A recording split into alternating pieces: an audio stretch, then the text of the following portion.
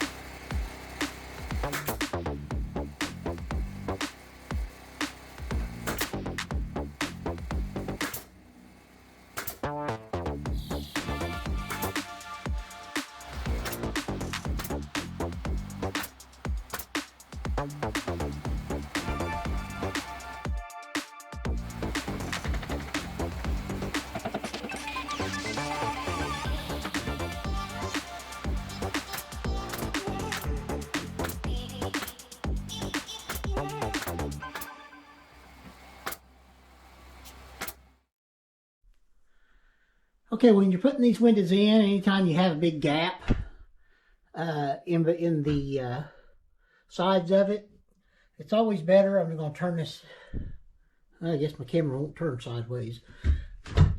I always stick a little insulation in the gap wherever I can, even though it is pretty sealed outside. Some guys say, well, I foamed that with some spray foam, and I found that that doesn't work very well because when that spray foam hardens, it expands, and it can actually warp your window frame and make it to where the windows won't open and shut. So I just usually cram a little bit of fiberglass insulation in between the window and the 2x4.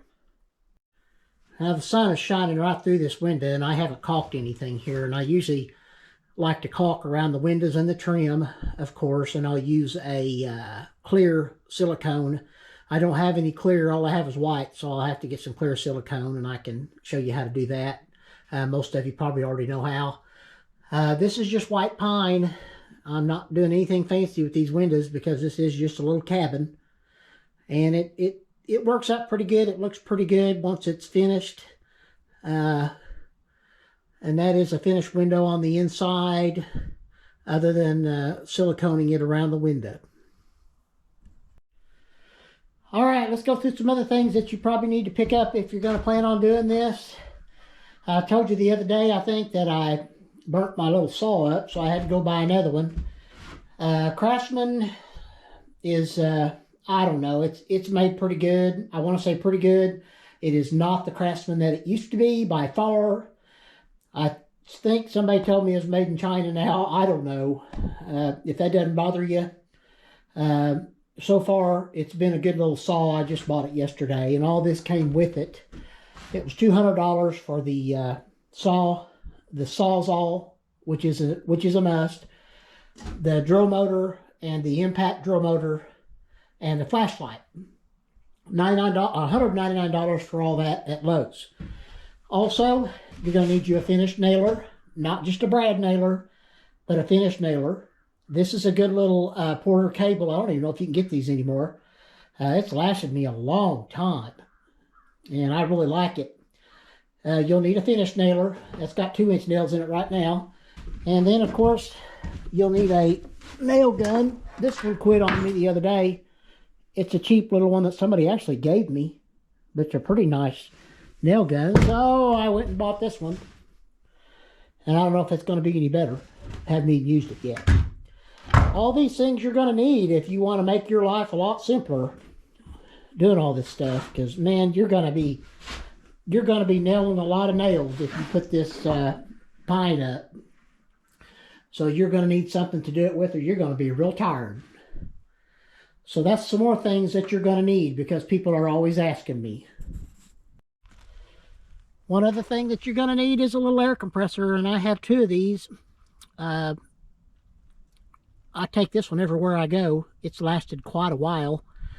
I have another one that the pressure regulator quit on it.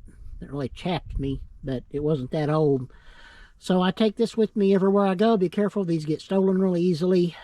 But this can do quite a bit. And as you can see, it goes up to 150 psi, which is what you're really going to need for a larger nail gun. You have already seen my generator.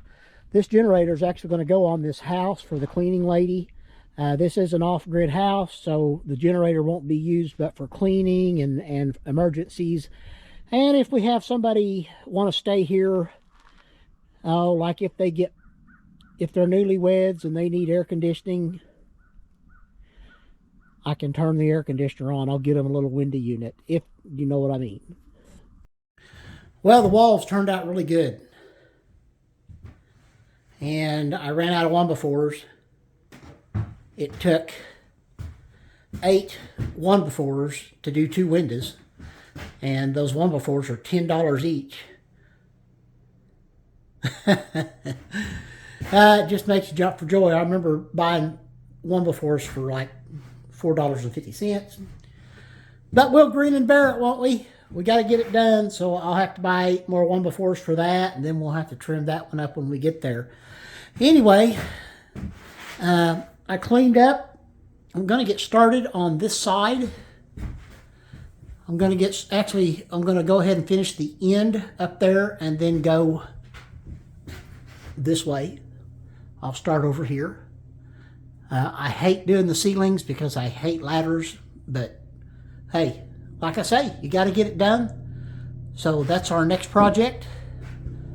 Hopefully some of you will enjoy that.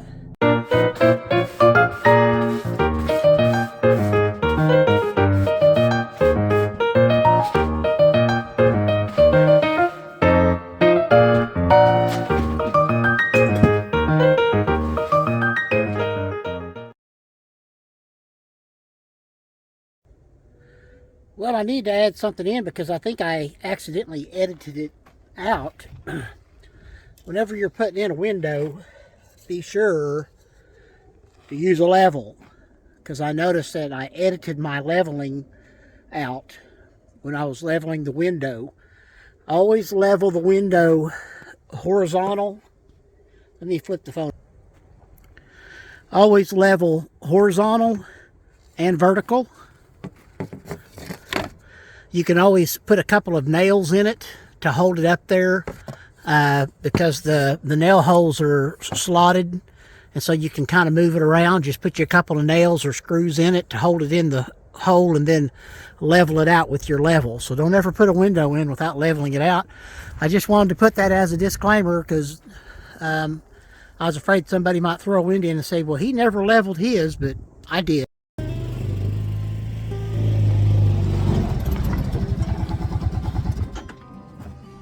You ever think about who kind of helped you make you were or who you are today? When I was about 12 years old, my dad was worked at McDonnell Douglas in Tulsa, and so we lived over by the airport in a small 800 square foot house, 3-bedroom, 1 bath, just the 4 of us, my parents and me and my sister. My dad told me one day, he said, son, I'm going to take your room and I'm going to make your mom's kitchen bigger, so we're going to take your room out. So what I'm going to do is I'm going to let you take the one car garage and make it your bedroom. Remember, I was about 12. I said, okay, boy, that'd be really cool. He said, the only catch is you're going to have to build it. He said, I will give you all the material. I'll buy all the material, but you're going to have to build it. So I built my bedroom when I was 12, wasn't even a teenager. It wasn't very good, as you can imagine. I mean, you can imagine what a 12-year-old could do by himself. But it taught me so much. And my dad was always wanting me to learn. I was never real close to my dad, but in that aspect, he really did teach me so many things. My father-in-law, he was a Free Will Baptist pastor, and he was a carpenter. And he and I built 3 houses together. They were all small. I sold all of them, rented them for a while, sold all of them, and built our house in Catoosa. Then I sold the house in Catoosa, and we moved out here to the Oologah area. I look back and I think of even my brother-in-law Dennis had helped me so many times and so much, helped me pour so much concrete. And we didn't know what we was doing, but we did a good job anyway. I look back and I think about all those guys, and I really appreciate them. So we need to appreciate those people that really helped us get where we are today, don't we? All right, listen, I'm out of here, and I'll talk to you on the next video, which will be really soon.